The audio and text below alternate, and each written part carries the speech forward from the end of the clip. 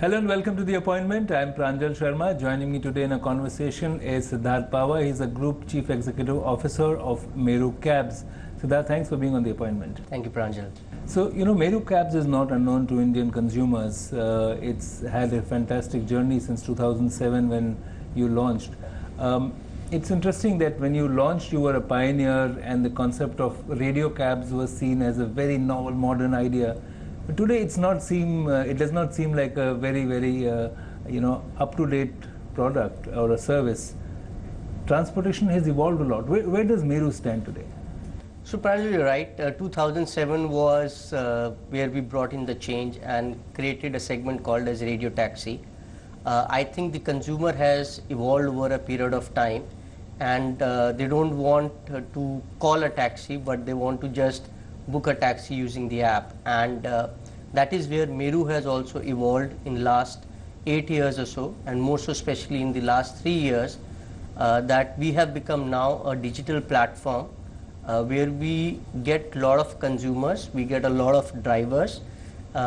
We see to it that the quality of drivers is brought by us is of a certain standard, and then we pair the driver and the consumer to provide a good quality service on the digital platform to the consumer. So that's how we have evolved. So how does the pace of growth is rapid already in the last few years, but the kind of projections you're looking at in terms of becoming $1 billion company from just 100 million, it's a stunning. I'm at a loss of words to describe the kind of pace of growth that would imply. How does Meru plan to scale up? Because one of the challenges companies have is when they scale up and they become big, there is usually the risk of a dilution of the quality of service and the promise they have for their consumers. So, Pranjal, one of the big change that Meru realized is that we realized that if this company has to grow, the markets are very specific and you cannot control things centrally. Yeah, and therefore Meru completely transitioned from a owner-based organization to a professional organization. Each and every city head across India is actually a profit manager for the city. He is responsible for all the things that happen in the city, and we only at center provide him a guidance and support in terms of how to really run the business. So you have a federal structure like the country. Like a federal structure, and something where ownership is actually taken. I was in Chennai yesterday, and we clearly see that our business head over there is sort of a founder for the Chennai branch which is there, and that's how we have shifted.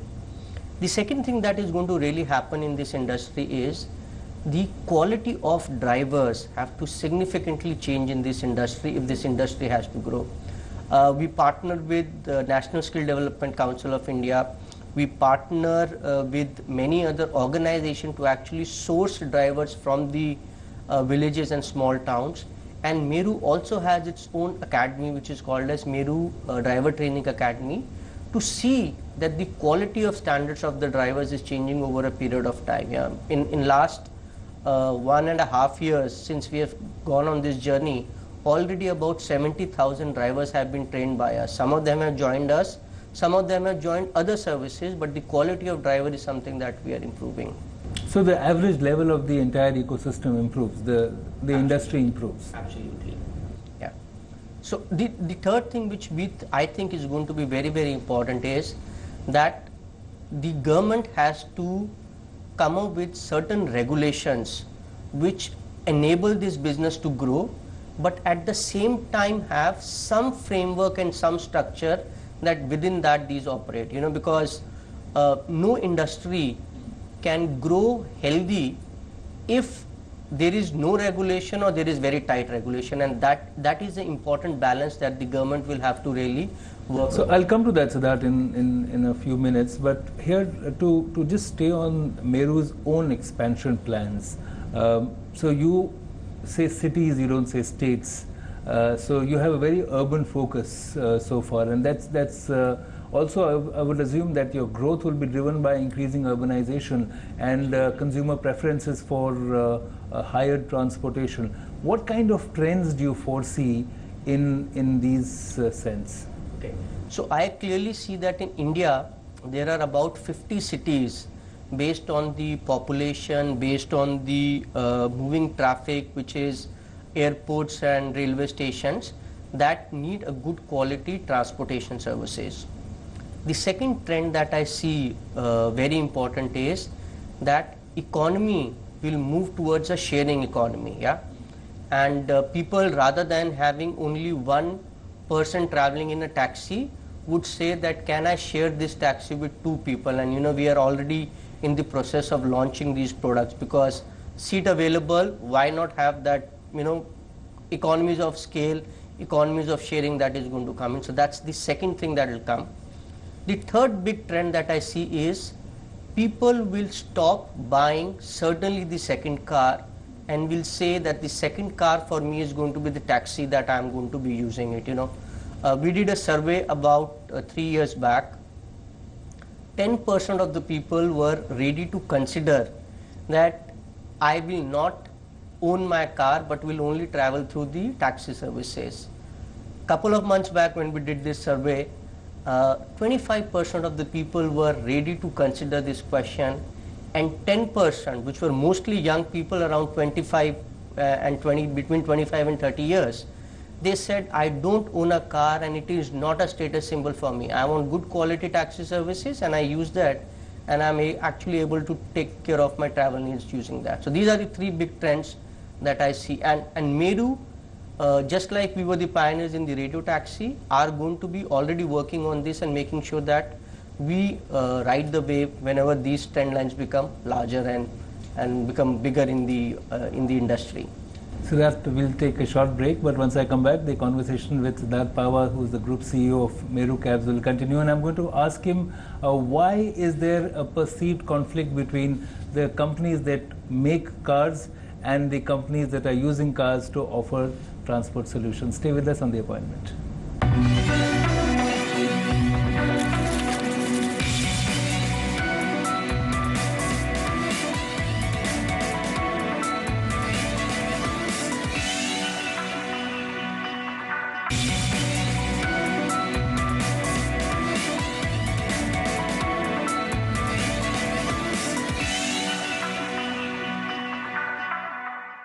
You've joined me, Pranjal Sharma, on The Appointment. I'm talking to Siddharth Pawar, Group CEO of Meru Cabs. Siddharth, you were talking about how your surveys show how more people are ready to go for a cab and not own a car.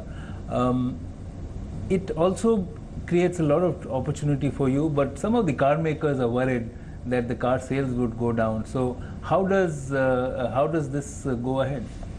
So Pranjal, I don't agree with that belief at all.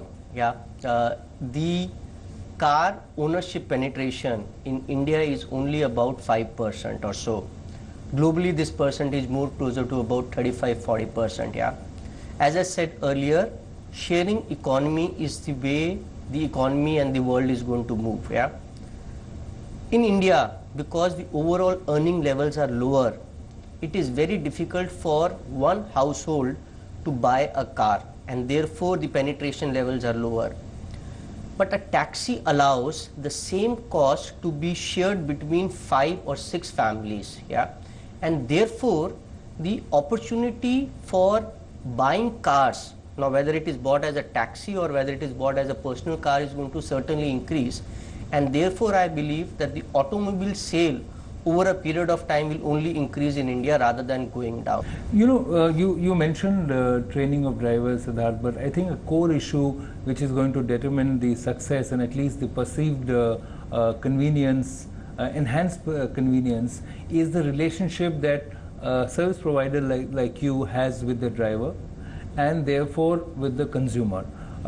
So there, and you know, I haven't even started talking about competition yet. So if you look at some of the app-only aggregators, they have been challenged because they say that the driver is a contractor, not an employee.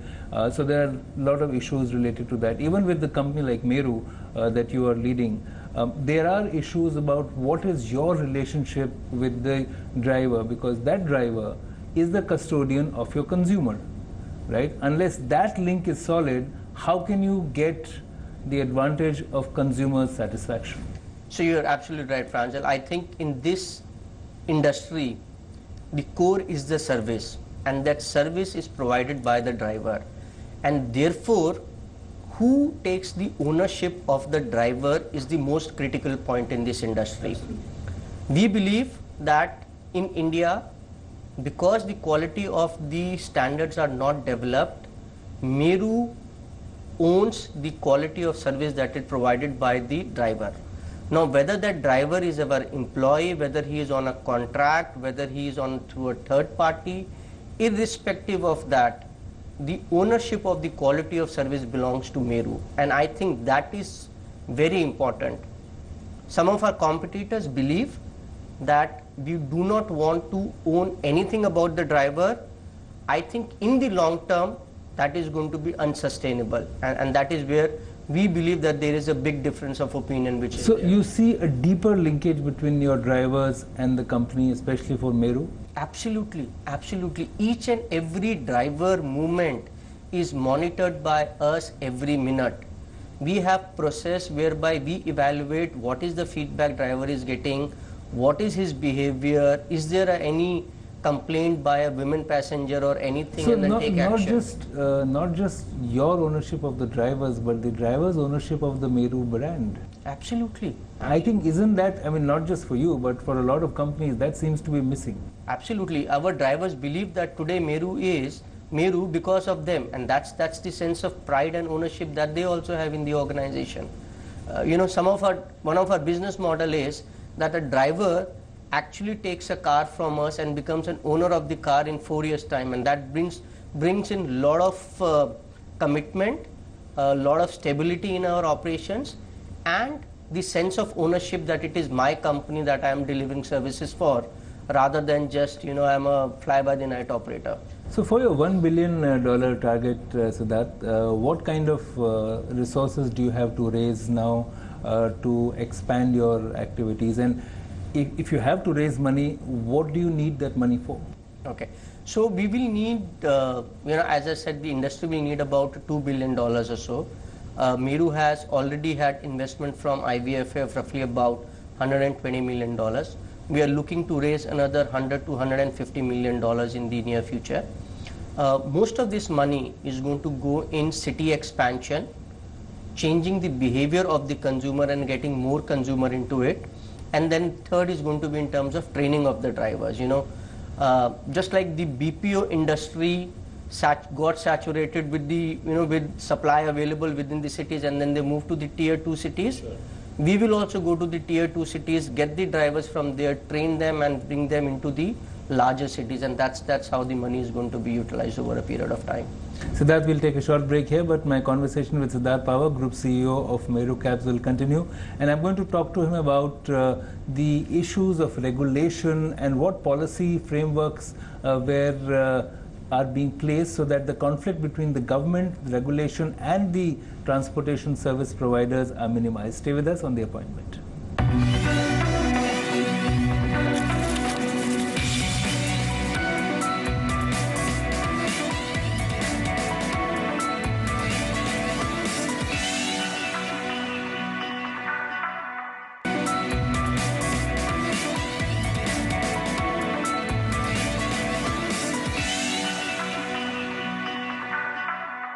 You've joined me, Pranjal Sharma, on The Appointment. I'm talking to Siddharth Pawar, Group CEO of Meru Cabs. Siddharth, there's a lot of competition in the market. So again, when you started in 2007, you were amongst the one or two companies, and perhaps the pioneer in many cities. Today, it's a very, very busy world in the transportation industry. It's still a very small part of the overall service sector, but what kind of competition do you see from the global players like Ola and Uber? And a lot of new startups are looking at offering new solutions. So where does this put Meru today?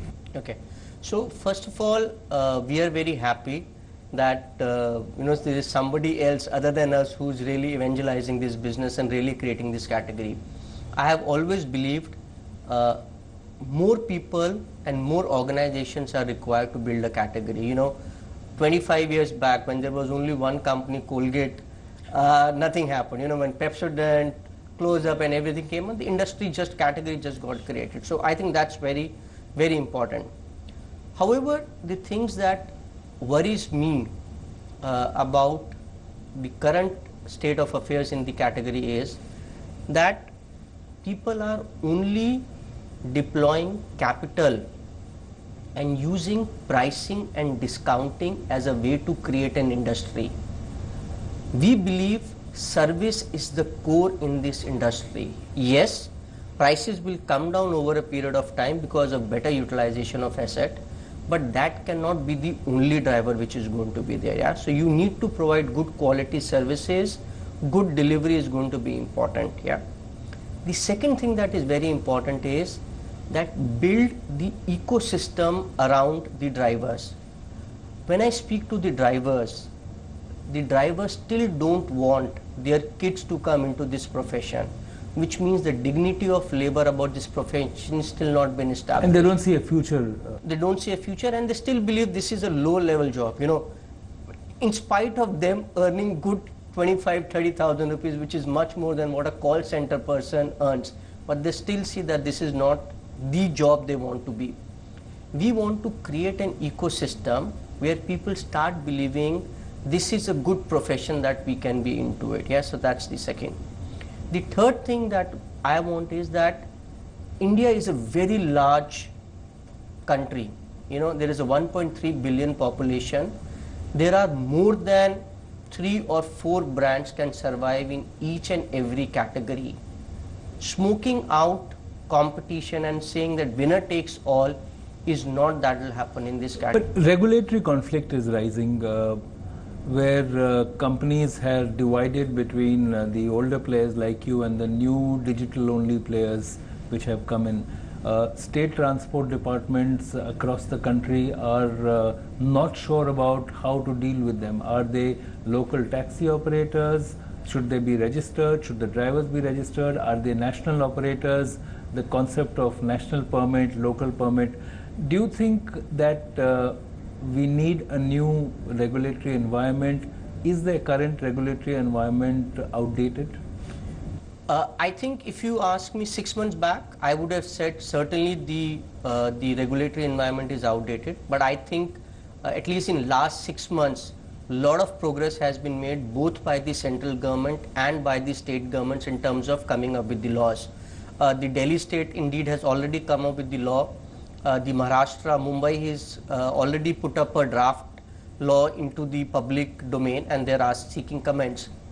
My interaction with the government has been on 3 things. The government is saying 3 things are must to be followed in this industry.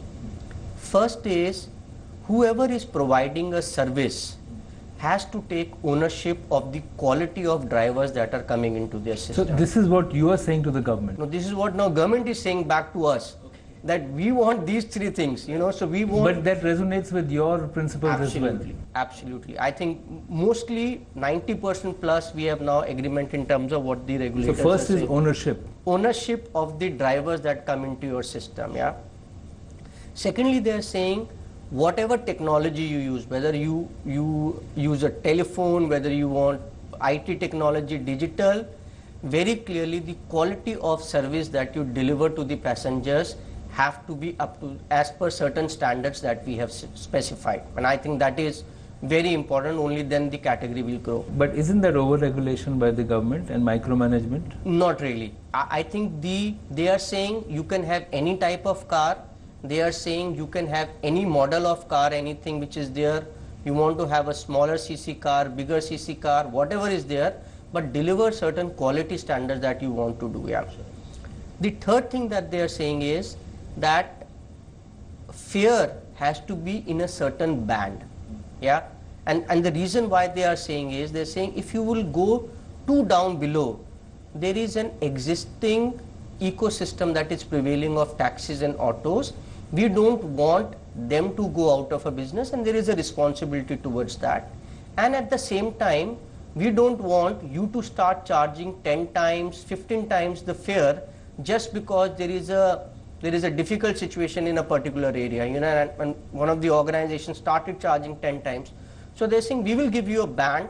It's a free band, reasonably big band operate within that. But then you need independent regulation for that in the way that it is there for several services, because who decides the band, how will it be done? It's such a micro economy that you operate in, that each city has its own economy, and to figure out the rates from point A to point B in each of the cities, you are in, you're saying 25 cities, you want to go to 50 cities, maybe 100 cities next. How will the government have the capability of actually setting the fare or even the band for such a rapidly evolving system?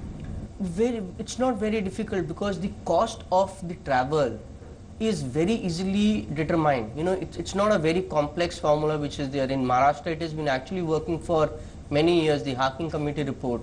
The government is saying, rather than now giving you one price, I will give you a band and you operate within that band which is there. Yeah. And the last thing that the regulators are very concerned about is that the transportation solution should not lead to a health problem for the citizens in this country. Yeah. Research after research has shown that diesel cars emission is significantly higher than the CNG cars, and therefore the government wants that if you guys are investing into cars, if you are making your drivers invest into car, make them invest into CNG cars, which at least gives a lower pollution levels, which is good. And you could look at then electric and hybrid also. Absolutely. The Maharashtra government has actually said that hybrid cars is something that we will do. In fact, we are already in discussion with one of the car manufacturers that have recently launched a hybrid model, that how can we really utilize and see to it that it gives the better solutions to us. So, and which we believe is very good. These are the things that any government should do. Have good quality surveys and make sure that the overall environment is not distorted, because we don't want 10 years down the line public suffering because of health, because a transportation solution came in place. So one last question and theme to discuss with you, Siddharth, is that you did mention the last 6 months a lot of changes have happened in the regulatory environment and the policy makers. Prime Minister Narendra Modi brought a new change in the way that which will enable and be more encouraging to industry and job creation. What would you request his government and the state governments to do to make sure that your industry becomes healthier and stronger? So I think one of the things which I seriously always ask for is that in India, cost of owning a personal car is much cheaper than cost of owning a public transportation which is there, and I think that is something that has to be reversed. Make public services more cheaper, more economical, more easily available, and that's when the country will really see that traffic jams will go away, overall pollution levels will go down, and we will see a better utilization of the asset on the road. To that extent, smart transportation is critical to a smart city. Absolutely. And not only just taxis, but multiple travel solutions will be required. And that is something that the government is working. Metros, bus systems, taxi systems, carpooling, all these repertoire of solutions will be required if we have to really move into the into a space where we are the largest economy in the world. Siddharth, thank you very much for joining us, and our best wishes for the fantastic growth that Meru is planning for itself. Thank you very much. Thank you.